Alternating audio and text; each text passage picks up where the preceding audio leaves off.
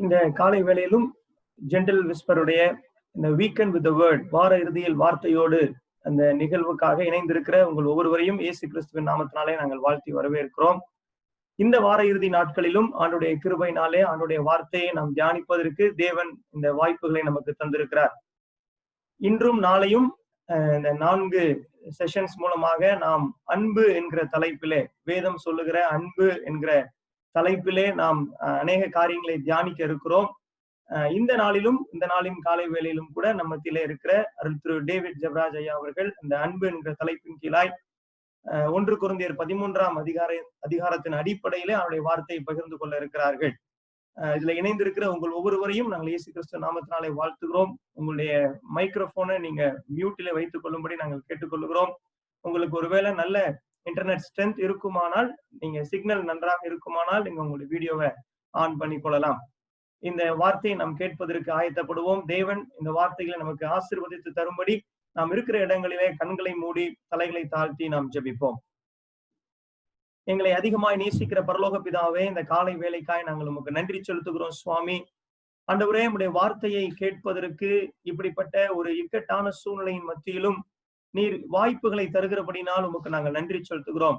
எங்களை சுற்றி அனைத்தும் முடக்கப்பட்டிருந்தாலும் வார்த்தையை கேட்பதற்கான வாய்ப்புகள் முடக்கப்படாமல் இருக்கிறபடினால் உமக்கு நாங்கள் நன்றி செலுத்துகிறோம், நாங்கள் ஸ்தோத்திரிக்கிறோம். இப்படிப்பட்ட கடினமான சூழ்நிலைகளிலும் ஆண்டவரே, உம்முடைய வசனம் எங்களை தேற்றுகிறபடினால் ஆண்டவரே, உம்முடைய நோக்கங்களை உம்முடைய வார்த்தையின் மூலமாய் நாங்கள் கற்றுக்கொள்ளக்கூடிய கிருபைகள் தரப்படுகிறபடினால் உமக்கு நாங்கள் நன்றி செலுத்துகிறோம்.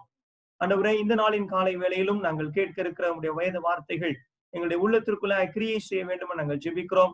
நாங்கள் அதை கேட்பதற்கு தடையாய் எங்களுடைய சூழ்நிலைகளோ ஆண்டவரே, வேற எந்த ஒரு காரியமோ குறுக்கே வந்து விடாதபடி தூய ஆவியானவர் எங்கள் ஒவ்வொருவரையும் ஆட்கொண்டு உங்களுடைய வசனத்துக்கு செவிசாய்க்க, அதற்கு கீழ்ப்படிய நீர் உதவி செய்ய வேண்டும் என்று நாங்கள் ஜெபிக்கிறோம். இதன் துவக்கம் முதல் முடிவு மட்டும் நீர் பொறுப்படுத்திக் கொள்ளும். நீர் எங்களோடு பேசும் சுவாமி. இயேசு கிறிஸ்துவின் மூலம் ஜெபிக்கிறோம் ஜீவனுள்ள நல்ல பிதாவே, ஆமென். இப்பொழுதும் நம் மத்தியில் இருக்கிற சகோதரர் நிக்சன் அவர்கள் வேத பாடம் வாசிப்பார்கள்.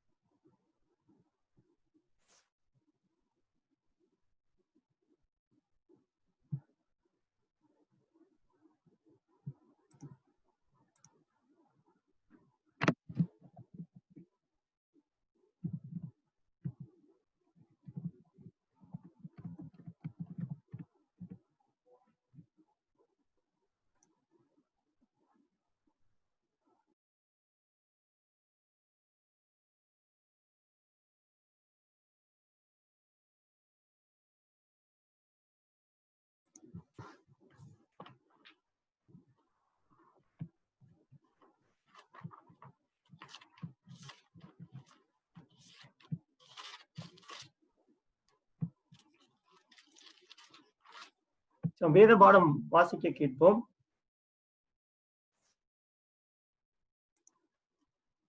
1 கொரிந்தியர் 13ஆம் அதிகாரம். 1 கொரிந்தியர் 13ஆம் அதிகாரம் 1 முதல் 13 முடிய உள்ள வசனங்கள். 1 கொரிந்தியர் 13, 1 முதல் 13. நான் மனுஷர் பாஷைகளையும் தூதர் பாஷைகளையும் பேசினாலும் அன்பு எனக்கிராவிட்டால் சத்தமிடுகிற வெண்கலம் போலவும் ஓசையிடுகிற கைத்தாளம் போலவும் இருப்பேன். நான் தீர்க்க தரிசன வரத்தை உடையவனாயிருந்து சகல ரகசியங்களையும் சகல அறிவையும் அறிந்தாலும் மலைகளை பேர்க்கத்தக்கதாக சகல விசுவாசம் உள்ளவனாயிருந்தாலும் அன்பு எனக்கிராவிட்டால் நான் ஒன்றுமில்லை. எனக்கு உண்டான யாவற்றையும் நான் அன்னதானம் பண்ணினாலும் என் சரீரத்தை சுட்டரிக்கப்படுவதற்கு கொடுத்தாலும் அன்பு எனக்கிராவிட்டால் எனக்கு பிரயோஜனம் ஒன்றுமில்லை. அன்பு நீடிய சாந்தமும் தயவும் உள்ளது. அன்புக்கு பொறாமை இல்லை.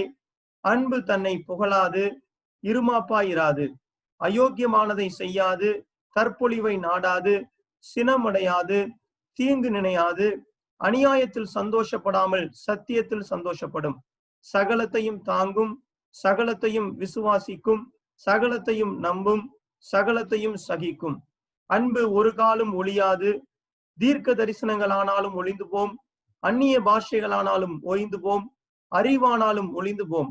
நம்முடைய அறிவு குறைவுள்ளது, நாம் தீர்க்க தரிசனம் சொல்லுதலும் குறைவுள்ளது.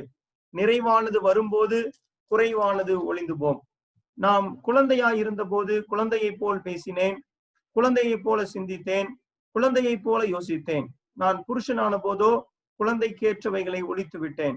இப்பொழுது கண்ணாடியிலே நிழலாட்டமாய் பார்க்கிறோம், அப்பொழுது முகமுகமாய் பார்ப்போம். இப்பொழுது நான் குறைந்த அறிவுள்ளவன், இப்பொழுது நான் அறியப்பட்டிருக்கிறபடியே அறிந்து கொள்ளுவேன். இப்பொழுது விசுவாசம், நம்பிக்கை, அன்பு இம்மூன்றும் நிலைத்திருக்கிறது. இவைகளில் அன்பே பெரியது.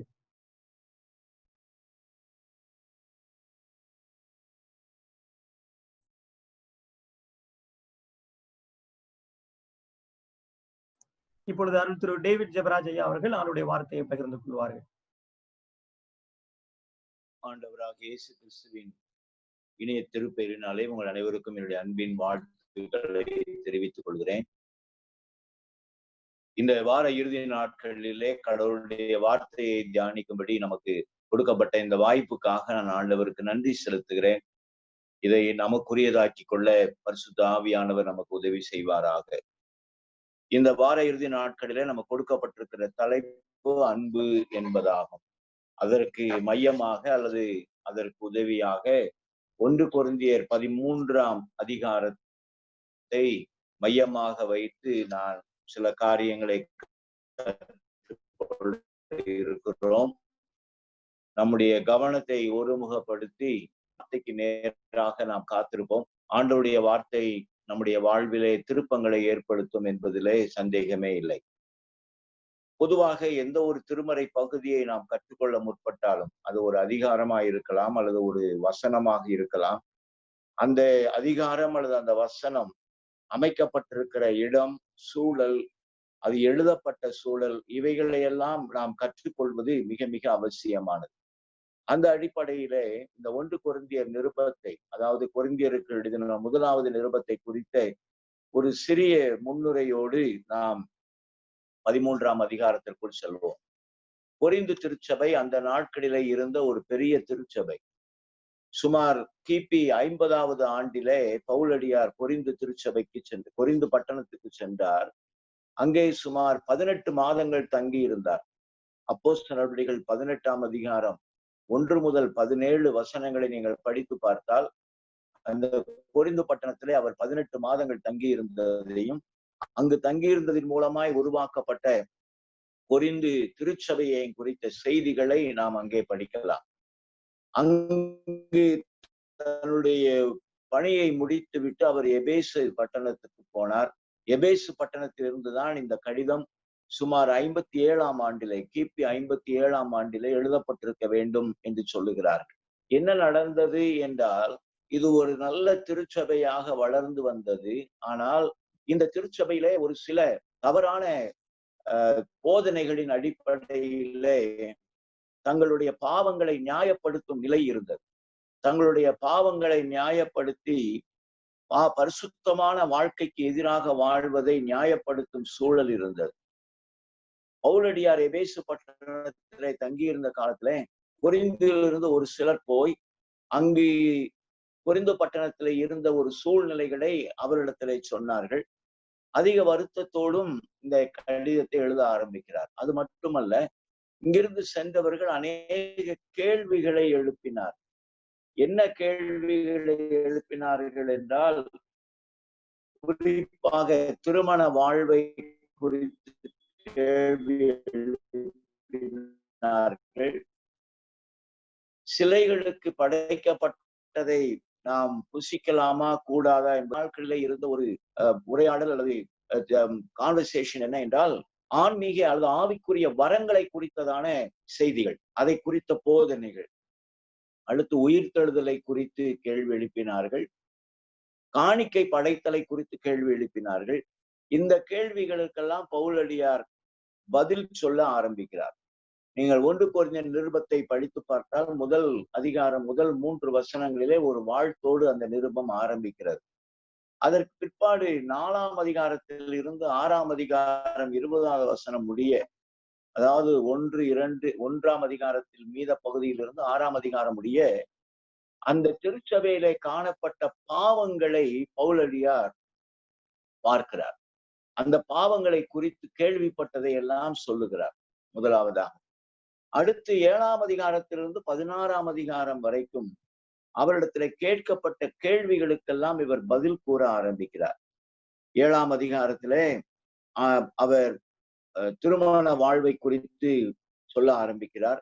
8, 9, 10 அதிகாரங்களிலே சிலைக்கு படைக்கப்பட்ட விஷயத்தை நாம் விதமாக நிறைவேற்ற முடியாது என்பதை குறித்து சொல்ல ஆரம்பிக்கிறார். 11ஆம் அதிகாரத்திலே திருச்சபையின் ஒழுங்கை குறித்து சொல்ல ஆரம்பிக்கிறார்.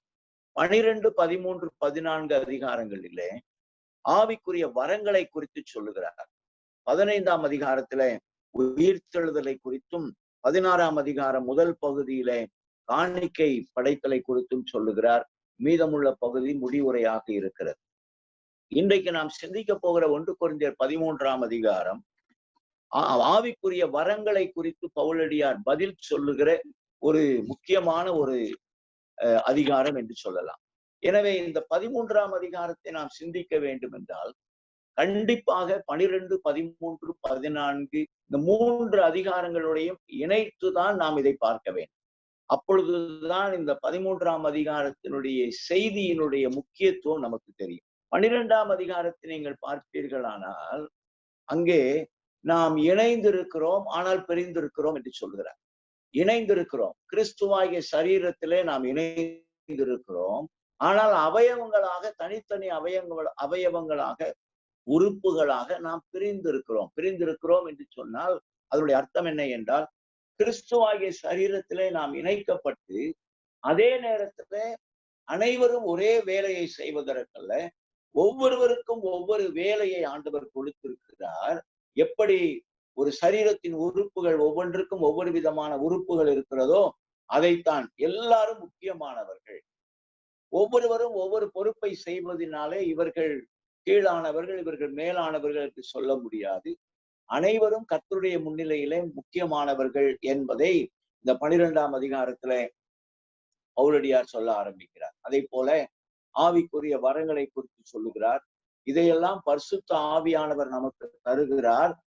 அவருடைய விருப்பத்தின்படி நமக்கு தருகிறார். இந்த 12ஆம் அதிகாரத்தினுடைய முக்கியமான வசனம் என்ன என்றால் 11ஆம் வசனம்.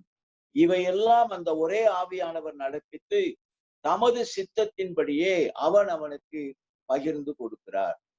எல்லாருக்கும் ஒரே வரங்கள் அல்ல, எல்லாருக்கும் எல்லா வரங்களும் அல்ல, வரங்கள் இல்லாதவர்களும் இல்லை.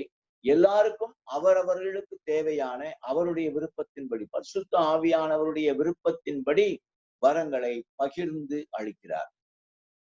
இந்த வரங்களை குறித்து ஒரு பெரிய கவர்ச்சி அன்றைக்கு கொரிந்து திருச்சபையில இருந்தது. இன்றைக்கும் கூட அது நம்முடைய திருச்சபைகளிலே கிறிஸ்தவர்கள் மத்தியில இருக்கிறது. வரங்களை வைத்து ஆவியானவர் நமக்குள் வாழ்கிறாரா இல்லையா என்று தீர்மானிக்கிற நிலை இருக்கிறது. மிக குறிப்பாக ஒரு சில வரங்களை அதிகமாக முக்கியத்துவப்படுத்துகிற நிலையும் இருக்கிறது. இந்த வரம் ஆவியானவரை பெற்றுக்கொண்டாய் என்றால் இந்த வரத்தை நீ உடையவளாய் இருக்கிறாயா என்கிற கேள்விகள் எல்லாம் நம்மிடத்துல கேட்கப்படுகிறது. அன்புக்குரியவர்களே, ஒரு காரியத்தை நீங்கள் மறந்து போகக்கூடாது. வரங்களை வைத்து ஆவியானவர் நமக்குள் இருக்கிறாரா இல்லையா என்று நாம் தீர்மானிப்பதை காட்டிலும் ஆவியின் கனியை வைத்து ஆவியானவர் நமக்குள் இருக்கிறாரா இல்லையா என்பதை நாம் தீர்மானிக்க வேண்டும். கலாத்தியர் 5, 22, 23 வசனங்கள் நமக்கு தெரியும். ஆவியின் கனியின் மூலமாய் வெளிப்பட வேண்டிய 9 சுவைகள் அந்த பகுதியில் இருக்கிறது. அந்த குணங்களை வைத்துத்தான் நாம் தீர்மானிக்க முடியும். இதை சொல்வதற்காகத்தான் இந்த 12ஆம் அதிகாரத்தினுடைய கடைசி வசனம் மிக அழகான ஒரு வசனம். இப்படி இருக்க முக்கியமான வரங்களை நாடுங்கள், முக்கியமான வரங்களின் மீது விருப்பமுடையவர்களாய் இருங்கள், அதிக மேன்மையான வழியையும் உங்களுக்கு காண்பிக்கிறேன். The most excellent way, the best way, அதிக மேன்மையான வழியை உங்களுக்கு காண்பிக்கிறேன். கொரிந்து திருச்சபை மக்கள் இன்றைய திருச்சபையை போல வரங்களுக்கு முக்கியத்துவம் கொடுத்து வரங்கள் பின்னால் ஓடிக்கொண்டிருந்த நிலையிலே, இதுல ஒரு பரிதாபமான நிலை என்ன என்றால், அது ஒருவேளை இந்த பகுதிக்கு நேரடியாய் தொடர்பாக இல்லாவிட்டாலும் நான் அதை சொல்ல விரும்புகிறேன். வரங்களை பெற்றுக் கொள்வதற்கு பயிற்சி மாநாடுகள் நடத்துகிற நிலை இன்றைக்கு உருவாகிவிட்டது. பரிசுத்த ஆவியானவரின் மூலமாய் அவருடைய சித்தத்தின்படி பகிர்ந்தளிக்கப்படுகிற இந்த வரங்களை பெறுவதற்கு மாநாடுகள், கருத்தரங்குகள் நடத்தப்படுகிற நிலை இன்றைக்கு உருவாகி இருக்கிறது. அந்த அளவுக்கு வரங்களின் மீது மக்களுக்கு மிக அதிகமான ஈடுபாடும் கவர்ச்சியும் இருக்கிறது. ஆனால் ஒரு காரியத்தை நாம் மறந்துவிடக்கூடாது. பவுலடியார் சொல்லுகிறார், வரங்கள் எல்லாம் முக்கியமானவைகள் தான், முக்கியமான வரங்கள் இருக்கிறது, இதையெல்லாம் தேவைதான், நீங்கள் அதன் மீது நாட்டம் உள்ளவர்களாய் இருங்கள், அதையெல்லாம் நான் மறுக்கவில்லை. ஆனால் இந்த வரங்களை காட்டிலும், இந்த வரங்களை தேடுவதை காட்டிலும் இன்னும் அதிக மேன்மையான வழியை நான் உங்களுக்கு ஐ வாண்ட் டு டீச். இந்த 13ஆம் அதிகாரத்திற்கு நாம் ஒரு தலைப்பு கொடுக்க வேண்டும் என்றால், the most excellent way, the most excellent Christian way என்றுதான் இதை கொடுக்க வேண்டும். பொதுவாக இதை ஒரு அன்பின் பாடல் என்று சொல்லுவார்கள். அன்பை குறித்த ஒரு பாடல். உண்மைதான், அன்பை குறித்த விளக்கங்கள் வேதத்திலே பல இடங்களிலே இருந்தாலும் கூட இந்த 13ஆம் அதிகாரத்தை போல மிக சிறப்பான முழுமையான விளக்கங்களை நீங்கள் வேறு எங்கும் பார்க்க முடியாது. ஆனால் இந்த பாடலை, இந்த 13ஆம் அதிகாரத்தை பொறுத்த மட்டில இதற்கு ஒரு தலைப்பு கொடுக்க வேண்டும் என்றால், கிறிஸ்தவ மேன்மையான வழி, கிறிஸ்தவ மேன்மையான வழி, கிறிஸ்டியன் பெஸ்ட் வே. இந்த வழி என்கிற வார்த்தை வேதத்திலே பல இடங்களிலே பயன்படுத்தப்படுகிறது. குறிப்பாக சங்கீதங்களிலும் நீதிமொழிகளிலும் அதிகமாக பயன்படுத்தப்படுகிறது. இந்த வழி என்பதை நாம் ரோடு, ஸ்ட்ரீட் என்கிற அர்த்தத்திலே புரிந்து கொள்ளக்கூடாது. மாறாக வாழ்க்கை முறை என்கிற அர்த்தத்திலே புரிந்து கொள்ள வேண்டும். லைஃப் ஸ்டைல், வாழ்க்கை முறை. அப்படியானால் இதற்கு நாம் என்ன தலைப்பு கொடுக்கலாம்? மிகச்சிறந்த கிறிஸ்தவ வாழ்க்கை முறை, மிக மேன்மையான கிறிஸ்தவ வாழ்க்கை முறை. அதுதான் இந்த 13ஆம் அதிகாரத்துக்கு கொடுக்கப்படுகிற ஒரு முக்கியமான தலைப்பு. எப்பொழுதுமே இந்த 13ஆம் அதிகாரத்தை கற்றுக்கொள்ளும் போது, இந்த 13ஆம் அதிகாரத்தை அநேகர் மனப்பாடமாக சொல்லுவார்கள். ஞாயிறு பள்ளிகளிலே இதை மனப்பாடமாக படிப்பதற்கு பிள்ளைகளை உற்சாகப்படுத்துவார்கள். அதே நேரத்துல இந்த 13ஆம் அதிகாரத்தை நீங்கள் எங்கெல்லாம் நினைவுபடுத்துகிறீர்களோ, அல்லது எங்கெல்லாம் அதை படிக்கும்படி அல்லது மனப்பாடம் செய்யும்படி உற்சாகப்படுத்துகிறீர்களோ, அப்பொழுதெல்லாம் இந்த மேன்மையான வழியையும் உங்களுக்கு காண்பிக்கிறேன் என்கிற பவுலடியாருடைய இந்த அழைப்பை நாம் நினைவு கூற வேண்டியது மிக மிக மிக அவசியம். இது அந்த தலைப்பு இல்லாமல் இதை படித்தால் இதை ஒரு தனி பகுதியாகத்தான் படிப்போம். இதனுடைய தொடர்பை நாம் புரிந்து கொள்ள முடியாது. இன்றைக்கு கிறிஸ்தவ வாழ்க்கையிலே நாம் எதற்கு முக்கியத்துவம் கொடுக்கிறோம்? கிறிஸ்தவ வாழ்க்கையை நாம் வெளிப்படுத்தும் போது என்ன காரியங்களுக்கு முக்கியத்துவம் கொடுக்கிறோம்? இந்த வரங்கள் அல்லது ஒரு உற்சாகமான அனுபவங்கள், இவைகளை மையமாக வைத்து கிறிஸ்தவ வாழ்வை நாம் தீர்மானிக்கிறோமா? கிறிஸ்தவ வாழ்விலே நம்முடைய வாழ்க்கை முறை இப்படி இருக்க வேண்டும் என்று தீர்மானிக்கிறோமா? அல்லது திருமறை வேதம் சொல்லுகிறபடி மேன்மையான வழியை வேதம் எனக்கு கற்றுக் கொடுக்கிறதே, அதை நான் பின்பற்ற ஆயத்தமாய் இருக்க வேண்டும் என்கின்ற அளவிலே நான் வேதத்தை புரிந்து கொண்டிருக்கிறேனா என்பது மிக மிக முக்கியமானது. அன்புக்குரியவர்களே, இந்த கர்த்தருடைய வார்த்தை அல்லது கர்த்தருடைய வார்த்தை நமக்கு கற்றுக் கொடுக்கிற மிக முக்கியமான செய்தி, நீங்களும் நானும் மேன்மையான வழியை, மிக சிறந்த வாழ்க்கை முறையை கற்றுக்கொள்ள வேண்டும், அதை பின்பற்ற வேண்டும் என்பதுதான். இதை நாம் மறந்து விடக்கூடாது. இந்த அடிப்படையிலே நாம் 13ஆம் அதிகாரத்திற்குள்ளாக செல்லுகிறோம். திரும்பவுமாக நாம் 14ஆம் அதிகாரத்திலே வரும்போது வரங்களை எப்படி பயன்படுத்த வேண்டும் என்பதை குறித்து பவுலடியார் இந்த 14ஆம் அதிகாரத்திலே நமக்கு எழுதுகிறார். அதிலும் மிக முக்கியமாக ஒரே ஒரு குறிப்பை சொல்லி நான் 13ஆம் அதிகாரத்துக்குள் செல்ல விரும்புகிறேன். அந்த 14ஆம் அதிகாரத்தினுடைய கடைசி வசனம், 40வது வசனம், சகலமும் நல் ஒழுக்கமாயும் கிரமமுமாயும் செய்யப்பட கடவுது. Everything should be in order. ஒருவேளை வரங்கள் என்பது நம்முடைய உணர்ச்சிகளை வெளிப்படுத்துகிற நேரமாக மட்டும் இருந்துவிடக் கூடாது. எல்லாமே ஒரு ஒழுக்கத்தோடும் கிரமத்தோடும் நிறைவேற்றப்பட வேண்டிய ஒரு கிறிஸ்தவ வாழ்க்கை முறை என்பதை நாம் புரிந்து கொள்ள வேண்டும். அப்படி ஒழுக்கத்தோடும் கிரமத்தோடும் நம்முடைய வாழ்க்கை முறையை நிறைவேற்றுவதற்கு விளக்கத்தை அல்லது அதற்குரிய ஒரு வரைபடத்தை தான் இந்த 13ஆம் அதிகாரம் நமக்கு கற்றுக் கொடுக்கிறது. எனவேதான் நான் இந்த 12, 13, 14 அதிகாரங்களை இணைத்து நான் உங்களுக்கு அறிமுகமாக உங்களோடு நான் பகிர்ந்து கொண்டேன். இப்பொழுது 13ஆம் அதிகாரத்துக்குள்ளாக நாம் கடந்து செல்வோம். இந்த இடத்துல அன்பு என்கிற வார்த்தை அடிக்கடி இந்த 13ஆம் அதிகாரத்தில் பயன்படுத்தப்பட்டிருக்கிறது. ஆத்தரைஸ்டு வேர்சன் என்று சொல்லப்படுகிற கிங் ஜேம்ஸ் வேர்சன் ஆங்கில மொழிபெயர்ப்பிலே இந்த வார்த்தைக்கு இணையாக சேரிட்டி என்கிற ஆங்கில சொல் பயன்படுத்தப்படுகிறது. நம்முடைய வேதத்துல 4 விதமான சொற்கள் அன்பை குறிப்பதற்கு பயன்படுத்தப்படுகிறது. முதலாவதாக ஸ்டிரிகோ என்கிற ஒரு சொல், STERGO, ஸ்டிரிகோ என்கிற ஒரு சொல். இது புதிய ஏற்பாட்டிலே பயன்படுத்தப்படவில்லை, பழைய ஏற்பாட்டிலே இந்த சொல் இருக்கிறது. இதனுடைய அர்த்தம் என்ன என்றால், பெற்றோர் பிள்ளைகள் மீது காண்பிக்கிற அன்பு, பெற்றோர் பிள்ளைகளிடத்துல இருக்கின்ற அன்பு என்று இதற்கு அர்த்தம். இரண்டாவதாக இன்னொரு சொல் புதிய ஏற்பாட்டிலே இருக்கிறது, பில்லியோ என்கிற ஒரு சொல், PHILEO, பில்லியோ என்கிற ஒரு சொல். இந்த சொல் நண்பர்களை, நட்பை குறிக்கிற ஒரு சொல், நட்பை வெளிப்படுத்துகிற ஒரு சொல்.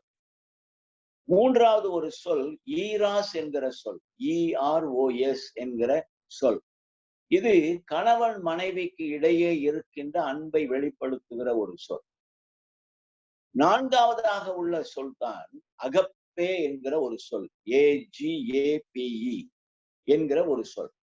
இந்த சொல் தான் இந்த 1 கொரிந்தியர் 13ஆம் அதிகாரத்திலே சொல்லப்பட்டிருக்கிறது. இந்த அகப்பே என்பதற்கு unconditioned love or sacrificial love, நிபந்தனையற்ற அன்பு கூறுதல் அல்லது தியாகத்தோடு அன்பு கூறுதல். இதுதான் இந்த அகப்பே என்கிற கிரேக்க சொல்லுக்கு பொருந்தும். இந்த சொல் இந்த 13ஆம் அதிகாரத்திலே முழுமையாக பயன்படுத்தப்பட்டிருக்கிறது. இந்த சொல்லை அர்த்தத்தை நாம் புரிந்து கொள்ள வேண்டும் என்றால், நம்ம எல்லாருக்கும் தெரிந்த ஒரு வசனம், யோவான் 3:16, தேவன் தம்முடைய ஒரே பேரான குமாரனை இந்த உலகத்திற்கு அனுப்பி தம்முடைய அன்பை வெளிப்படுத்தினார், இவ்வளவாய் இந்த உலகத்தின் மீது அன்பு கூர்ந்தார் என்று சொல்லப்பட்டிருக்கிறதே. இந்த அன்புதான் அகப்பே, கடவுள் மனுக்குலத்தின் மீது பாராட்டின அன்பு. இதை மனிதர்களால் நிறைவேற்ற முடியாது, அல்லது மனிதர்களிடத்திலிருந்து இதை எதிர்பார்க்க முடியாது. இத்தகைய மேன்மையான அன்பின் முன்மாதிரியை நீங்களும் நானும் தெரிவு செய்ய வேண்டும் என்பதுதான் இந்த மேன்மையான வழியை காண்பிக்கிறேன் என்ற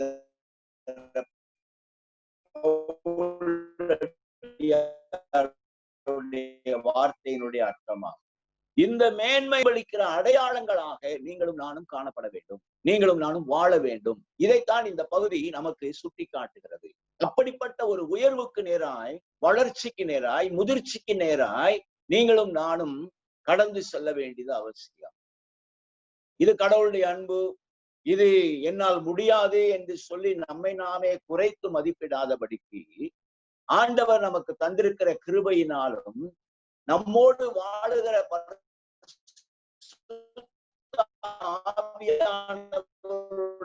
ஆற்றலினாலும் இந்த தெய்வ அன்பை பின்பற்ற வேண்டியது மிக மிக அவசியமாய் இருக்கிறது. அதைத்தான் இந்த 13ஆம் அதிகாரத்தினுடைய மைய செய்தியாக நான் உங்களோடு கூட சொல்ல விரும்புகிறேன். இந்த 13ஆம் அதிகாரம் நமக்கு தருகிற ஒரு பெரிய அறைகூவல் என்ன? கடவுளுடைய அன்பை வெளிப்படுத்துகிற அல்லது கடவுளுடைய அன்பை காண்பிக்கிற ஒரு மேன்மையான கிறிஸ்தவ வாழ்க்கை முறையை நாம் பின்பற்ற வேண்டும், நாம் காண்பிக்க வேண்டும். இன்னொரு காரியத்தையும் கூட நான் சொல்ல விரும்புகிறேன். அன்பு என்பது it is not merely emotion. இது வெறுமனே உணர்ச்சி மட்டுமல்ல. நான் உன் மீது அன்பு கூறுகிறேன் என்பதை நான் என்னுடைய மனதிற்குள் இருக்கிற உணர்ச்சி அடிப்படையில் மட்டும் நான் சொல்ல முடியாது. It's an action. இது ஒரு செயல்பாடு. அன்பு என்பது ஒரு செயல்பாடு. அன்பு என்பது ஒரு கொள்கை அல்ல, அன்பு என்பது ஒரு தத்துவம் அல்ல, அன்பு என்பது ஒரு உணர்ச்சி அல்ல, மாறாக இது செயல். இது செயல். நான் காண்பித்த இந்த முன்மாதிரியை நீங்களும் பின்பற்றுங்கள். நான் உங்களுக்கு எதை செய்தேனோ, எதை கற்றுக் கொடுத்தேனோ அதை பின்பற்றுங்கள். இயேசு கிறிஸ்துவினுடைய வார்த்தை. அன்புக்குரியவர்களே, இந்த அன்பு என்கிற வார்த்தையை சொல்லும் போதெல்லாம் அன்பின் வாழ்வு, அன்பின் செயல்கள் என்பதை என்கின்ற அர்த்தத்தோடு நாம் அதை புரிந்து கொள்ள வேண்டியது அவசியம். அதைத்தான் திரும்பவும் சொல்லுகிறேன்.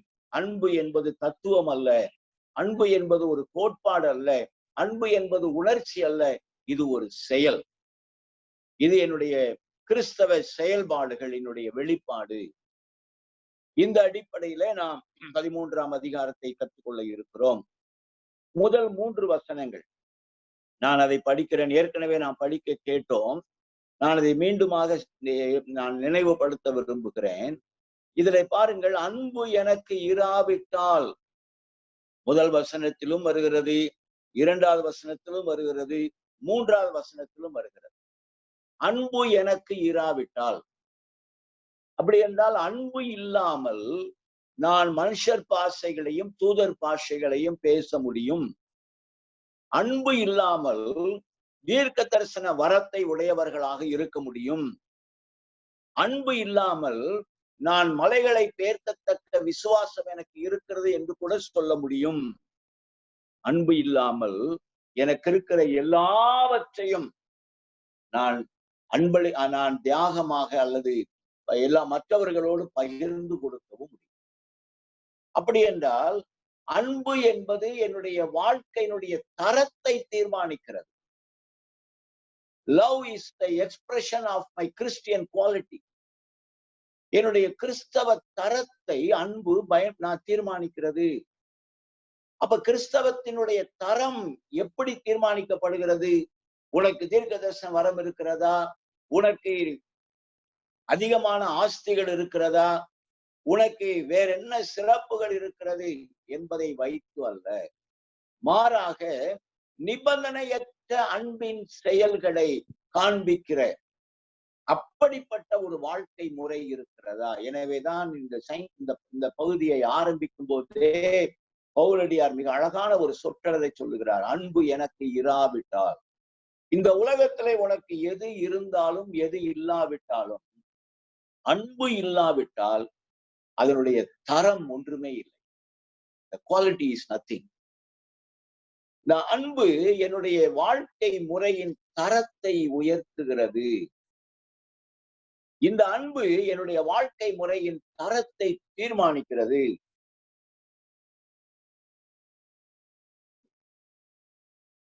அன்புக்குரியவர்களே, கொஞ்சம் யோசித்து பாருங்க. இந்த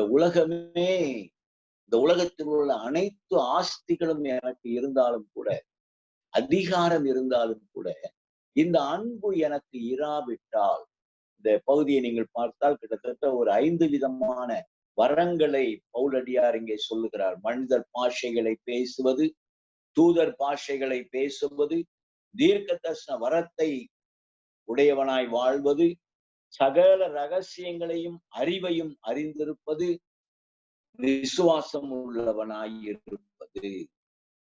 5 விதமான வரங்கள் இங்கே இருக்கிறது. ஆனால் இந்த 5 விதமான வரங்களை காட்டிலும் இந்த அன்பு என்கின்ற செயல்பாடுதான் என்னுடைய கிறிஸ்தவ வாழ்க்கையை உயர்த்துகிறது. கிறிஸ்தவ வாழ்வின் தரத்தை தீர்மானிக்கிறது. What is my quality in my Christian understanding and involvement? கிறிஸ்தவ புரிந்து கொள்ளுதலிலும் ஈடுபாட்டிலும் என்னுடைய தரம் எப்படி இருக்கிறது? வெறுமனே உணர்ச்சிகளுக்கும் வெறுமனே மற்ற வெளிப்படையான அடையாளங்களை வைத்து என்னுடைய தரத்தை நான் வெளிப்படுத்த தீர்மானிக்கிறேனா, முயற்சிக்கிறேனா, அல்லது என்னுடைய அன்பு வாழ்க்கையின் மூலமாய், அன்பின் செயல்களின் மூலமாய், நிபந்தனையற்ற அன்பை வெளிப்படுத்துவதன் மூலமாய் என்னுடைய கிறிஸ்தவ வாழ்க்கை முறையினுடைய தரத்தை நான் காண்பிக்கிறேன். இந்த 3 வசனங்களும் நம்முடைய கிறிஸ்தவ வாழ்வினுடைய தரத்தை சற்று ஆய்வு செய்யும்படியான ஒரு அழைப்பை நம்முன் வைக்கிறது. உங்களுடைய கிறிஸ்தவ வாழ்வினுடைய தரம், நான் கிறிஸ்தவன், நான் கிறிஸ்தவள் என்று நீங்கள் சொல்லும் போது எந்த அடிப்படையிலே உங்களுடைய கிறிஸ்தவ அடையாளத்தை வெளிப்படுத்த விரும்புகிறீர்கள்? எந்த அடிப்படையிலே உங்களுடைய கிறிஸ்தவ அடையாளத்தினுடைய சிறப்பை காண்பிக்க விரும்புகிறீர்கள்? சற்று யோசித்து பாருங்கள். அன்புக்குரியவர்களே, நம்முடைய ஆண்டவர் நம்முடைய கிறிஸ்தவ வாழ்விலே தரத்தோடு ஒரு நல்ல குவாலிட்டியோடு நாம் வாழணும்னு விரும்புகிறார். இந்த தரம் என்பது இந்த அன்போடு இணையும் போதுதான், அன்போடு என்னுடைய வாழ்வை இணைத்துக் கொள்ளும் போது, இந்த அன்பின் செயல்களோடு, இந்த அன்பின் ஈடுபாட்டோடு என்னுடைய வாழ்வு காணப்படும் போதுதான் இந்த என்னுடைய வாழ்வினுடைய தரம் கூறுகிறது. The quality of my Christian life. மற்றபடி எனக்கு என்ன இருக்கிறது, என்ன இல்லை என்பதை வைத்து என்னுடைய தரத்தை நீங்கள் தீர்மானிக்க முடியாது. அதிலும் குறிப்பாக கிறிஸ்தவ வாழ்க்கையினுடைய தரம் என்பது நம்முடைய வாழ்விலே நாம் எந்த அளவுக்கு நிபந்தனையற்ற அன்பை செயல்களிலே காண்பிக்கிறோம், தியாகத்தோடு கூடிய அன்பை செயல்களிலே காண்பிக்கிறோம் என்பதில் தான் இருக்கிறது. எனவே முதலாவது இந்த 3 வசனங்களிலும் பவுலடியார் சொல்லுகிற செய்தி என்ன என்றால், என்னுடைய கிறிஸ்தவ வாழ்க்கை தரத்தை இந்த அன்புதான் தீர்மானிக்கிறது, இந்த அன்பின் செயல்தான் தீர்மானிக்கிறது, இந்த அன்பின் அடையாளங்கள் தான் தீர்மானிக்கிறது. இதை நாம் மறந்துவிடக் கூடாது. அன்புக்குரியவர்களே, என்னுடைய கிறிஸ்தவ விசுவாசத்தினுடைய கிறிஸ்தவ வாழ்க்கையினுடைய தரம், அதை நான் எப்படி வெளிப்படுத்த முயற்சிக்கிறேன்? நான் ஒரு மிக மிக உயர்ந்த தரத்திலே கிறிஸ்தவ விசுவாசத்தை பின்பற்றுகிறேன் என்பதை எப்படிப்பட்ட அடையாளங்களின் மூலமாய் காண்பிக்க விரும்புகிறேன்? This love brings quality in my Christian life. This unconditional love, this sacrificial love brings quality in my Christian lifestyle. என்னுடைய கிறிஸ்தவ வாழ்க்கை முறையில இந்த அன்பு இல்லாவிட்டால், நிபந்தனையற்ற அன்பின் செயல்களை நான் காண்பிக்காவிட்டால், எனக்கு எது இருந்தாலும் ஒன்றுமில்லை. முதல் வசனத்திலே மனிதர் பாஷைகளையும் தூதர் பாஷைகளையும் நீ பேசினாலும் அன்பு உனக்கு இல்லை என்றால், சத்தமிடுகிற வெண்கலம் போலவும் ஓசையிடுகிற கைத்தாளம் போலவும் இருப்பேன் என்று சொல்லுகிறார். வெறுமனே ஆர்ப்பாட்டங்கள் இருக்கும், சத்தங்கள் இருக்கும், எல்லாரும் உங்கள் பக்கமாய் திரும்ப செய்கிற அளவுக்கு உங்களுடைய சத்தங்கள், உங்களுடைய நடவடிக்கைகளிலே ஆர்ப்பாட்டங்களும் சப்தங்களும் வெளிப்பந்து கொண்டே இருக்கும். ஆனால் அது தரமாக மாற முடியாது. That is not quality. அது தரமாக மாறவே முடியாது. அது தரமாக மாற முடியாது. அன்புக்குரியவர்களே, ஆண்டவர் இயேசு கிறிஸ்துவின் மூலமாய் நாம் கற்றுக்கொண்ட அன்பின் வாழ்க்கை முறை, நிபந்தனையற்ற விதத்திலே ஆண்டவர் என் மீது அன்பு செலுத்துகிறாரே, தன்னையே சிலுவையிலே ஒப்பு கொடுத்து ஆண்டவர் என் மீது அன்பு செலுத்தினாரே, இந்த அன்பின் வாழ்க்கை முறையை நான் காண்பிக்காமல் நான் வாழ்வேன் என்றால் சத்தங்கள் வரும். எல்லாரையும் கவர்ந்து இழுக்கக்கூடிய சத்தங்கள் வரும். சத்தமிடுகிற வெண்கலம், ஓசையிடுகிற கைத்தாளம். பெரிய கூட்டத்திலும் கூட ஒரு இசைக்கருவி வாசிக்கப்பட்டால் உடனே அனைவரும் அந்த பக்கம் திரும்பி விடுவோம். அப்படிப்பட்ட சப்தங்களின் மூலமாய் உங்களுடைய கிறிஸ்தவ வாழ்க்கை முறையின் தரத்தை நீங்கள் காண்பிக்க முடியாது. இன்றைக்கு எல்லாமே மூடப்பட்டிருக்கிறது, முடங்கி போயிருக்கிறோம். ரெண்டு வாக்கியத்திலே சொல்ல வேண்டும் என்றால், எதையும் திட்டமிடவும் முடியவில்லை, எதையும் தீர்மானிக்கவும் முடியவில்லை. அடுத்து 1ஆம் தேதியிலிருந்து என்ன நடக்கும் தெரியவில்லை. ஆனால் இப்படிப்பட்ட கடினமான நேரங்களிலும் நம்முடைய கிறிஸ்தவ வாழ்க்கை முறை தரமானதாக இருக்கிறதா? நம்முடைய கிறிஸ்தவ வாழ்க்கை முறையினுடைய தரம் எப்படி இருக்கிறது? யோசித்து பாருங்க. நம்முடைய கிறிஸ்தவ வாழ்க்கை முறையினுடைய தரம் எப்படி இருக்கிறது? இன்றைய காலகட்டங்களிலே நம்முடைய தரத்தை சுய ஆய்வு செய்கிற காலங்களாக இவைகளை நாம் பயன்படுத்திக் கொள்வது நல்லது. What is my quality in my Christian dealings? கிறிஸ்தவ ஈடுபாடுகளிலே, கிறிஸ்தவ செயல்பாடுகளிலே என்னுடைய தரத்தை நான் எப்படி காண்பிக்க விரும்புகிறேன்? அல்லது சத்தமிடுகிற வெண்கலத்தை போல எல்லாரையும் என் பக்கமாய் ஈர்க்கிற சத்தத்தை, ஆர்ப்பாட்டங்களை, ஆடம்பரங்களை வெளிப்படுத்தி கொண்டிருக்கிற ஒரு கிறிஸ்தவ வாழ்க்கை முறையை நான் மேற்கொண்டு வருகிறேனா? அன்புக்குரியவர்களே, இன்றைக்கு தேவை ஆர்ப்பாட்டங்கள் இல்லை, இன்றைக்கு தேவை சப்தங்கள் இல்லை, மாறாக நிபந்தனையற்ற அன்பை பெற்றுக் கொண்டிருக்கிற நீங்களும் நானும், சிலுவையிலே தியாகம் செய்த கிறிஸ்துவின் அன்பை ருசித்திருக்கிற நீங்களும் நானும், அப்படிப்பட்ட அன்பை பிறரோடு வெளிப்படுத்த அல்லது பகிர்ந்து கொடுக்க அழைக்கப்படுகிறோம். அதுவே நம்முடைய தரத்தை நிலைநாட்டுவதற்குரிய அடிப்படை என்பதை மறந்துவிட.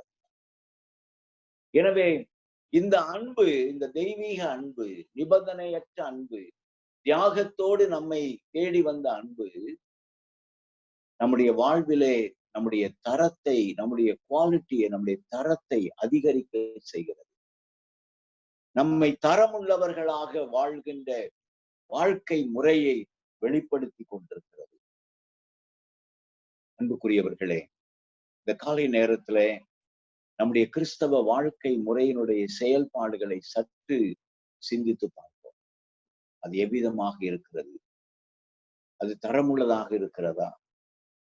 உங்களிடத்திலே நான் அதை வைத்திருக்கிறேன், இதை வைத்திருக்கிறேன், அப்படிப்பட்ட அனுபவம் இருக்கிறது, இப்படிப்பட்ட அனுபவம் இருக்கிறது என்று நீங்கள் எதை பற்றி பெருமை பாராட்டி கொண்டால், இந்த நிபந்தனையற்ற அன்பு உங்களிடத்திலிருந்து வெளிப்படாவிட்டால், தியாகத்தோடு கூடிய அன்பின் செயல்கள் உங்களிடத்துல இடம்பெறாவிட்டால், உங்களுடைய தரம் ஒன்றுமில்லை. You are nothing. You are nothing.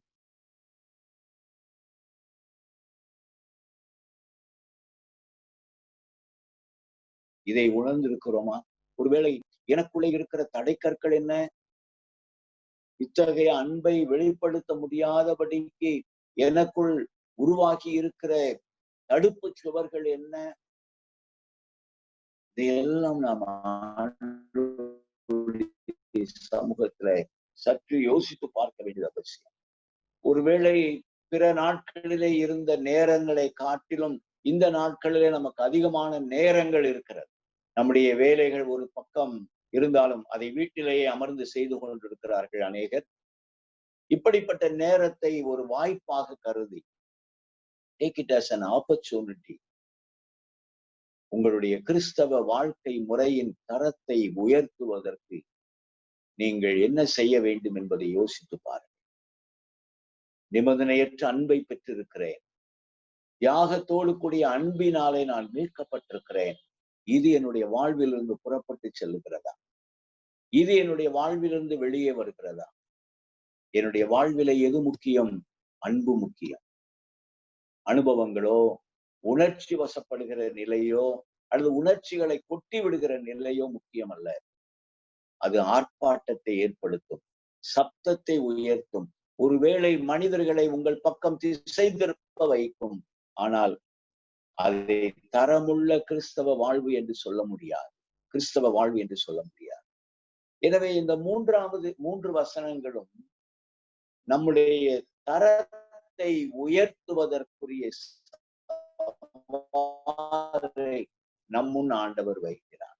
தரத்தை உயர்த்துவதற்கு love is enriching.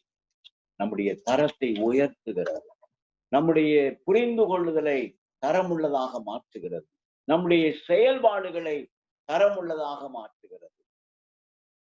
Love is enriching. அருமையானவர்களே, இந்த அனுபவம் நமக்கு இருக்கிறதா? சற்று யோசித்து பாருங்கள். இரண்டாவது பிரிவு 4 முதல் 7 வசனங்கள். 4 முதல் 7 வசனங்கள். முதல் பிரிவுக்கு நான் ஒரு தலைப்பை சொன்னேன், லவ் இஸ் என்ரிச்சிங். இந்த இரண்டாவது பிரிவை பொறுத்த மட்டிலே லவ் இஸ் எடிஃபையிங். இது நம்மை சற்று சுய ஆய்வு செய்யும்படியாய், நம்மை ஆண்டவருடைய சமூகத்திலே உற்று நோக்கும்படியாய், நம்மை நாமே உற்று நோக்கும்படியாய். இந்த காலகட்டத்துல அநேகரிடத்துல நான் பார்க்கிற ஒரு வருந்தத்தக்க காரியம் என்ன என்றால், இந்த கொரோனா ஏன் இந்த உலகத்திற்கு வந்தது என்கிற ஒரு கேள்வியை எழுப்பி, அந்த நாட்டில, இந்த நாட்டில, இந்த இடத்துல அப்படி இப்படி என்று சொல்லி பிறரிடத்துல இருக்கிற குறைவுகளை சுட்டி காட்டுகிற ஒரு நிலை இருக்கிறது. ஒருவேளை கிறிஸ்தவ சகோதர சகோதரிகளாக நாம் ஒருவரிடத்தில் இருக்கிற குறைகளை சுட்டி காட்டுவதும் அவர்களை சீர்பொருந்த பண்ணுவதும் நமது கடமை. நான் இல்லை என்று சொல்லவில்லை. ஆனால் அதே நேரத்துல உலகமே முடங்கி போயிருக்கிற இந்த நேரத்துல பிறர்கிட்ட என்ன குறை இருக்கிறது என்று கண்டுபிடிப்பதை காட்டிலும் என்னிடத்திலே என்ன இருக்கிறது, நான் என்ன காரியங்களை சீர்படுத்த வேண்டும், இந்த ஒரு ஆன்மீக பயிற்சியை மேற்கொள்வது இது இப்படிப்பட்ட காலங்கள் சரியான காலங்கள் என்று நான் நினைக்கிறேன். இப்படிப்பட்ட ஆன்மீக பயிற்சியை மேற்கொள்வது சரியான காலங்கள் என்று நினைக்கிறேன். இந்த 4 முதல் 7 வசனங்கள் நம்முடைய இந்த அன்பின் செயல்களை சுய ஆய்வு செய்வதற்குரிய ஒரு விளக்க உரை போல இருக்கு. ஒருவேளை நான் சொல்லலாம், என்னிடத்துல நிபந்தனையற்ற அன்பு இருக்கிறது, என்னிடத்துல தியாகத்தோடு கூடிய அன்பு இருக்கிறது. இதை நான் ஒருவேளை உறுதியாக சொல்ல முடியும். ஆனால் நான் சொல்லுகிற இந்த அறிக்கை சரியானது தானா, இந்த என்னிடத்துல இப்படிப்பட்ட அன்பு உள்ளதா இல்லையா என்பதை நான் எப்படி தீர்மானிக்க முடியும்? எனவே இந்த 4 முதல் 7 வசனமும் இந்த அன்பினுடைய தன்மைகளை நமக்கு கற்றுக் கொடுக்கிறது. இந்த அன்பினுடைய அடையாளங்களை நமக்கு காண்பிக்கிறது. நீங்கள் இந்த 4 முதல் 7 வசனங்களையும் கலாத்தியர் 5 முதல் 22, 5ஆம் அதிகாரம் 22, 23 வசனங்களையும் சற்று இணைத்து பார்த்தால் பெரும்பான்மையான காரியங்கள் இதில் பொருந்தும். அன்புக்குரியவர்களே, அன்பினுடைய அடையாளங்களே ஒவ்வொன்றாக நாம் பார்க்கலாம். 4வது வசனத்தை பாருங்கள். அன்பு நீடிய சாந்தமும் தயவும் உள்ளது. சாந்தம் என்கிற வார்த்தை இன்றைக்கு அதிகமாக நம்முடைய புழக்கத்துல இல்லாத ஒரு சொல் என்று சொல்லலாம். ரொம்ப சாந்தமா இருக்கிறான் அப்படின்னு சொல்ற சில கமெண்ட்ஸை நீங்க கேள்விப்பட்டிருக்கலாம். ரொம்ப அமைதியா இருக்கிறவர்களை பார்த்து, அதிகமாக பேசாத நபர்களை பார்த்து இவர்கள் சாந்தமா இருக்காங்க அப்படின்னு சொல்லுவாங்க. ஆனா அந்த சாந்தம் என்கிற வார்த்தை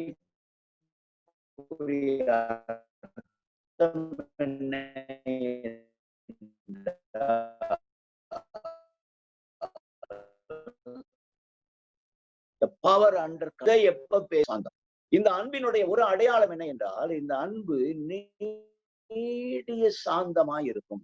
எந்த நேரத்துல எப்படி செயல்பட வேண்டும் என்பதை சரியாய் இந்த அன்பு தீர்மானிக்கும். நம்முடைய தமிழ்ல ஒரு பழமொழி சொல்லுவார்கள், நிறை குடம் தழும்பாது என்று சொல்லுவார்கள். அப்படின்னா என்ன அர்த்தம் அப்படின்னு சொன்னா, அரைகுறையா தண்ணி ஒரு குடத்துல இருந்தா, ஒரு பாத்திரத்துல இருந்தா அது தழும்பிக் கொண்டே வரும், அசைந்து கொண்டே வரும், அது உள்ள இருக்காது, வெளியே வந்துடும். ஆனா இந்த நேடிய சாந்தம் என்பது ஒரு நிறை குடத்துக்கு ஒரு அடையாளம். அமைதியா இருப்பாங்க, ஆனா ரொம்ப ஸ்ட்ராங்கா இருப்பாங்க. அன்பு எனக்குள்ளே ஒரு நல்ல உறுதிப்பாட்டை ஏற்படுத்துகிறது. நீடிய சாந்தத்தை எனக்குள் உருவாக்குகிறது. ஒரு உறுதியான உறுதியான அடிப்படையை எனக்குள்ளே உருவாக்குகிறது. இந்த உறுதி எப்படிப்பட்ட உறுதி? எந்த நேரத்துல செயல்பட வேண்டும், எந்த நேரத்துல பேசக்கூடாது, எந்த நேரத்துல எப்படி பேச வேண்டும் என்பதையெல்லாம் எனக்குள்ளே கற்றுக் கொடுக்கிற ஒரு உறுதிப்பாடு. அந்த அடிப்படையிலே அன்பானது எனக்குள்ளே கிரியை நடத்துகிறது. சோ இந்த அன்பில் இந்த என்னிடத்திலே நிபந்தனையற்ற அன்பு இருக்கிறது அல்லது தியாகத்தோடு கூடிய அன்பு இருக்கிறது என்று சொன்னால், அது இப்படிப்பட்ட ஒரு முழுமையான ஒரு முதிர்ச்சியான ஒரு அடித்தளத்தை எனக்குள்ளே உருவாக்குகிறது. வளர்ச்சி, முதிர்ச்சி, இந்த 2 வார்த்தையுமே நம்முடைய வேதத்தில் அதிகமாக பயன்படுத்தப்பட்டிருக்கிறது. ஆனால் ரெண்டுக்கும் ஒரு மிகப்பெரிய வித்தியாசம் இருக்கிறது. வளர்ச்சி என்பது வெளி அடையாளம், ஆனால் முதிர்ச்சி என்பது உள்ளான நிலை, இன்னர் மேன், உள்ளான நிலை. இந்த நீடிய சாந்தம் என்பது என்னுடைய உள்ளான நிலையை எனக்குள்ளாக உறுதிப்படுத்துகிறது. இந்த அன்பு நீடிய சாந்தத்தை வெளிப்படுத்துகிறது. அதே நேரத்திலே என்னுடைய மனம் கடினமாக இருக்காது, என்னுடைய மனம் தயவை வெளிப்படுத்தும். அன்பு நீடிய சாந்தமும் தயவும் உள்ளது.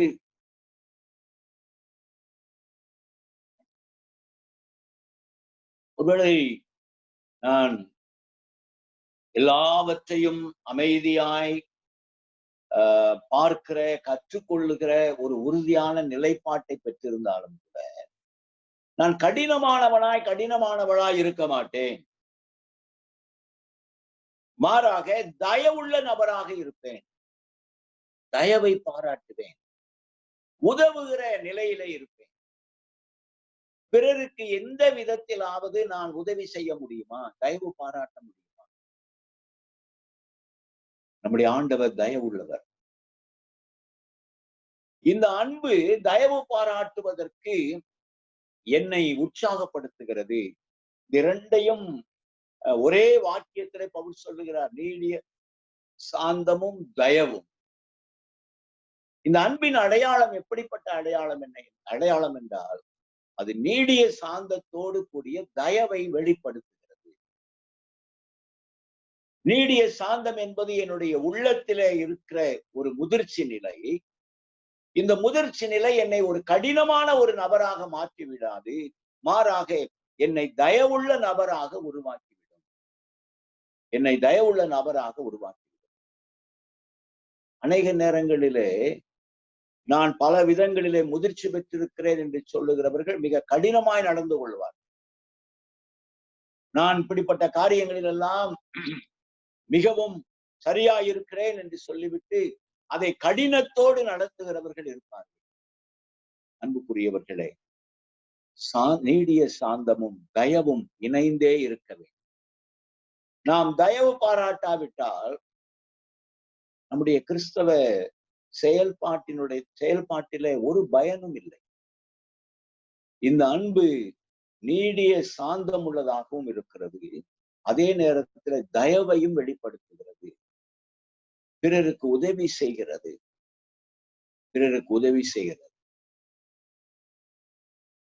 அன்புக்குரியவர்களே, இந்த இரண்டாவது பகுதி, இந்த 4 முதல் 7 வசனங்கள் இந்த அன்பினுடைய அடையாளங்களை நமக்கு கற்றுக் கொடுக்கிறது. எதற்காக என்றால் நம்மை நாமே உற்று நோக்குவதற்காக.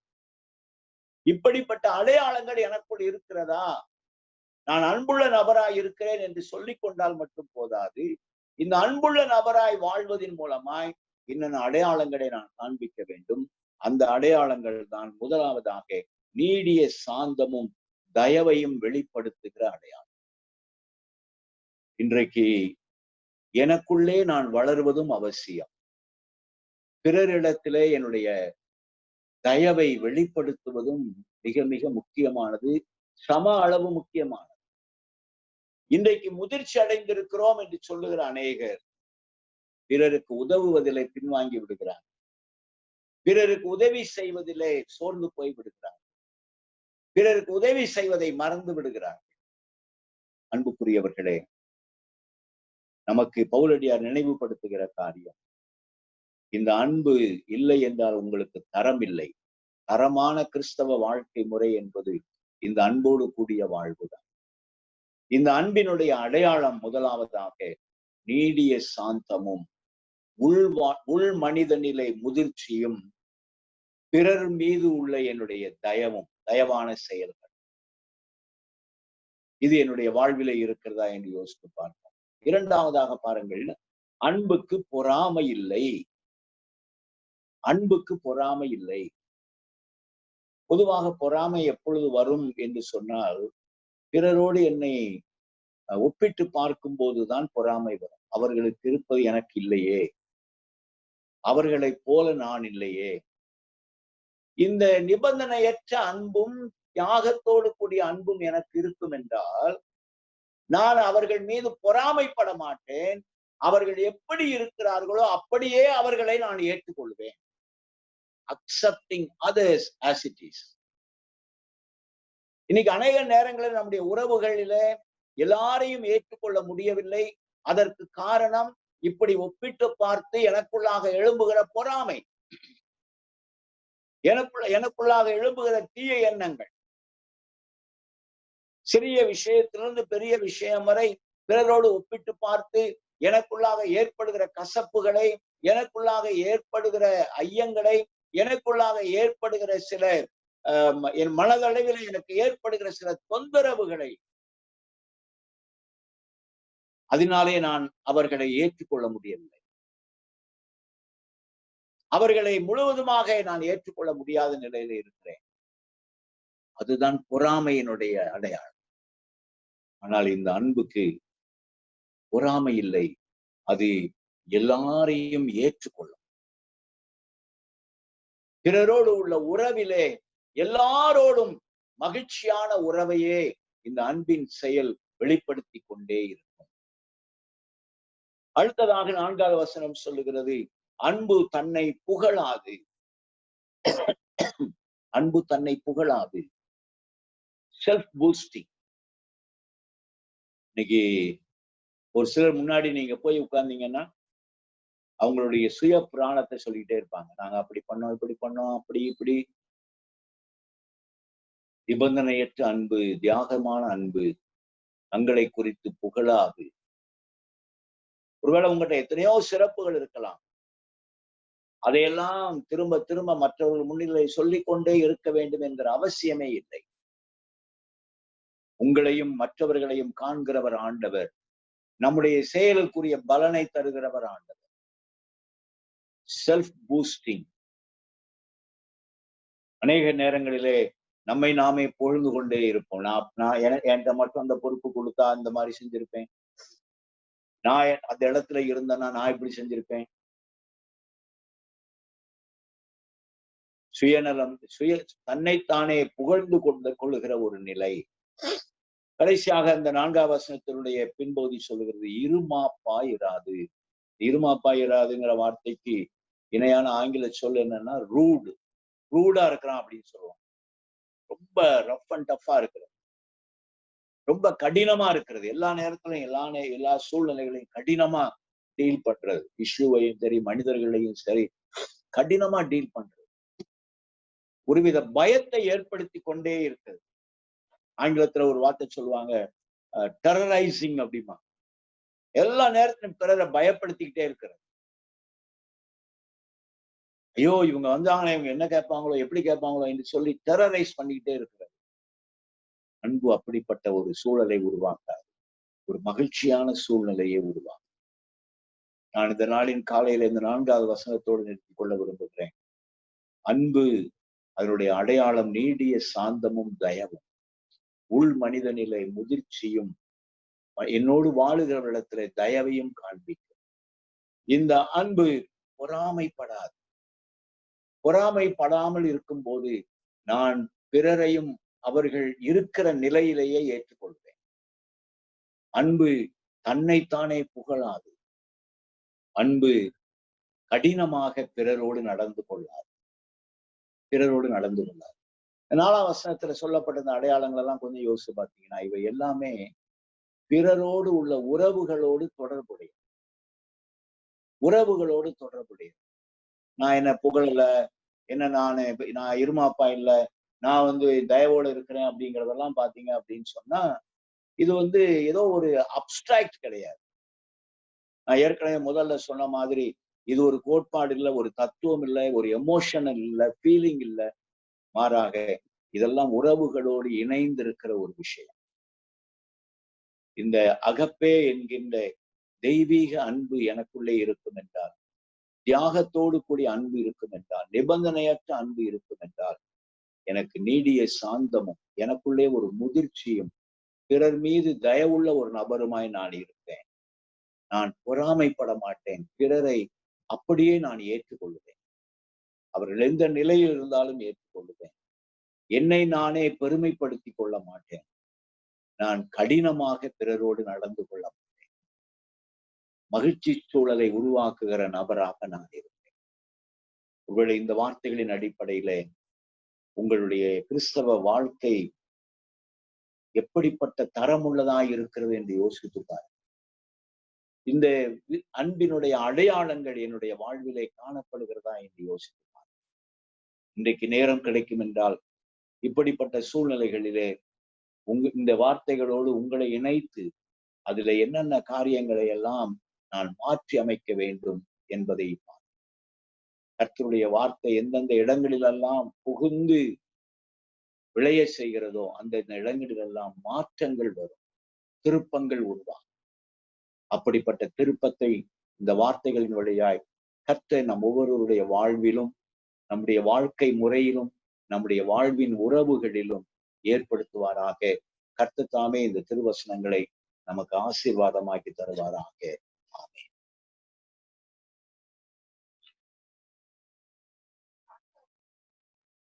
காலை வேளையிலும் ஆண்டோடைய வார்த்தையை நாம் கேட்டிருக்கிறோம். நிச்சயமா இது உங்களுக்கு பயனுள்ளதா இருந்திருக்கும் என்று நாங்கள் நிச்சயமாய் நம்புகிறோம். தொடர்ந்து இந்த நாளின் மாலை வேளையிலும் கூட நாம் ஆண்டோடைய வார்த்தையை இதே அன்பு என்கிற தலைப்பின் கீழே நாம் தியானிக்க இருக்கிறோம்.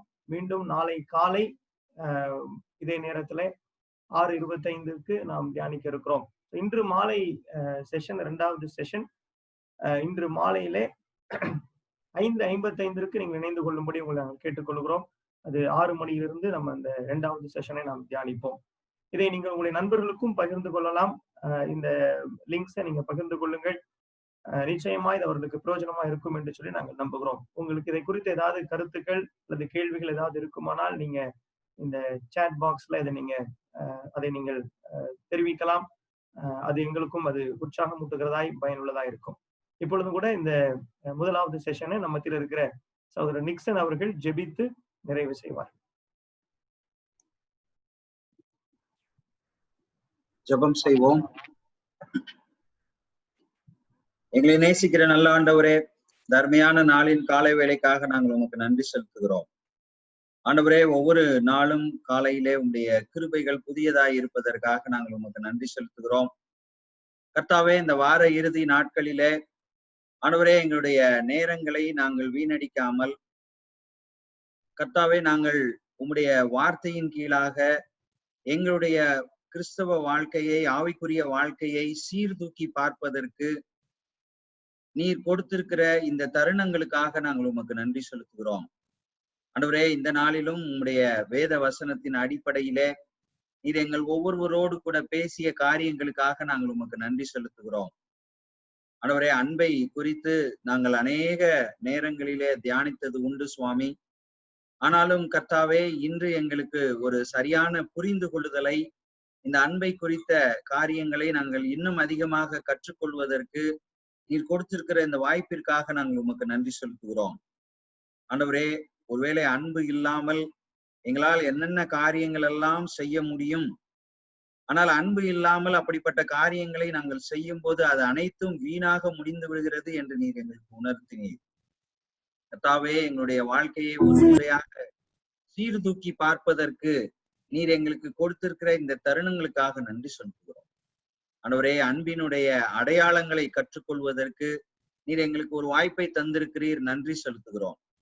ஆண்டவரே, ஒருவேளை நீர் எங்கள் மேல் வைத்த அன்பை மற்றவர்களுக்கு நாங்கள் வெளிப்படுத்த நீர் எங்களை சாட்சிகளாக வைத்திருக்கிறீர் சுவாமி. அதை புரிந்து கொண்டவர்களாய் நாங்கள் ஒவ்வொருவரும் இன்று கற்றுக்கொண்டதின் அடிப்படையிலே இந்த அன்பினுடைய அடையாளங்கள் எங்களிடத்திலே காணப்படுகிறதா அல்லது குறைவுபட்டிருக்கிறோமா என்பதை சீர்தூக்கி பார்ப்பதற்கு உதவி செய்யும். ஒருவேளை நாங்கள் குறைவுபட்டிருப்போமே ஆனால் ஆண்டவரே, அதை நாங்கள் சரி செய்து கொள்வதற்கு நீர் எங்களுக்கு உதவி செய்ய வேண்டுமாறு உங்களுடைய சமூகத்திலே நாங்கள் கெஞ்சுகின்றோம். உண்மை அல்லாமல் எங்களால் ஒன்றும் செய்ய இயலாது சுவாமி. ஆண்டவரே, நாங்கள் தீர்மானிக்க முடியும், ஆனால் அதிலே நடப்பதற்கு நீர் எங்களுக்கு உதவி செய்ய வேண்டுமாறு உங்களுடைய சமூகத்திலே நாங்கள் கெஞ்சுகிறோம். நாங்கள் பலவீனர்கள் ஆண்டவரே, பிசாசின் தந்திரத்திலே எளிதாக விழுந்து விடக்கூடியவர்கள் சுவாமி. ஆனாலும் கர்த்தாவே, உம்முடைய தெய்வீக பிரசன்னத்தாலும் உம்முடைய தெய்வீக அன்பினாலும் நீர் எங்களை ஒன்று கூட்டி இருக்கிறீர், எங்களை வழி நடத்துகிறீர். அதற்காக நாங்கள் உமக்கு நன்றி செலுத்துகிறோம். ஆண்டவரே, இந்த வார இறுதி நாட்களின் வார்த்தைகளை வழங்கி கொண்டிருக்கிற பிள்ளைகளை நீ தொடர்ந்து ஆசீர்வதிக்க வேண்டுமாறு உடைய சமூகத்திலே நாங்கள் கெஞ்சி மன்றாடுகிறோம். இந்த மீதி இருக்கிற 3 செஷனிலும் நாங்கள் இன்னும் உற்சாகமாய் பங்கு கொள்ளவும், இன்னும் அநேக காரியங்களை உங்களுடைய வேதத்தின் அடிப்படையிலே கற்றுக்கொண்டு எங்களுடைய வாழ்க்கையை சரி செய்து கொள்ளவும் நீ கிருபை தர வேண்டுமாறு ஜெபிக்கிறோம். தாழ்த்தி ஒப்பு கொடுக்கிறோம். துதி, கன, மகிமை எல்லாம் உமக்கே செலுத்துகிறோம். இயேசு கிறிஸ்துவின் இணையற்ற நாமத்தில் ஜெபிக்கிறோம் எங்கள் ஜீவனுள்ள நல்ல பிதாவே, ஆமென். நாத்துமாவே கர்த்தரை ஸ்தோத்திரி, என் முழு உள்ளமே பரிசுத்த நாமத்தை ஸ்தோத்திரி. என் ஆத்துமாவே கர்த்தரை ஸ்தோத்திரி, கர்த்தர் செய்த சகல உபகாரங்களையும் மறவாதே. ஆமென். நாளிலும் இணைந்த உங்கள் ஒவ்வொருவருக்கும் மீண்டும் இயேசு கிறிஸ்துவின் நாமத்தினாலே உங்களை நன்றிகளை தெரிவித்துக் கொள்கிறோம். தொடர்ந்து இந்த மாலை நேரத்திலும் நாம் இணைந்து அவனுடைய வார்த்தையை கற்றுக்கொள்வோம். Thanks for joining.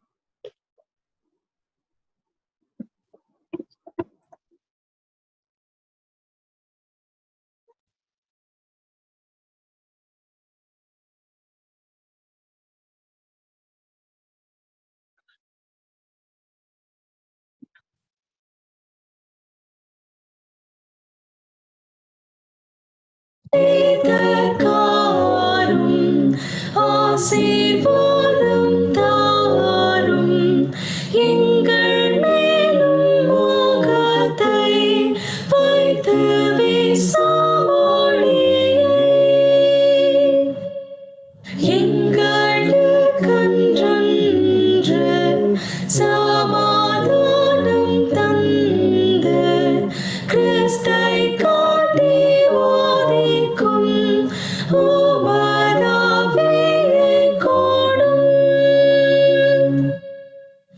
எங்கள் மீட்பரான இயேசுவின்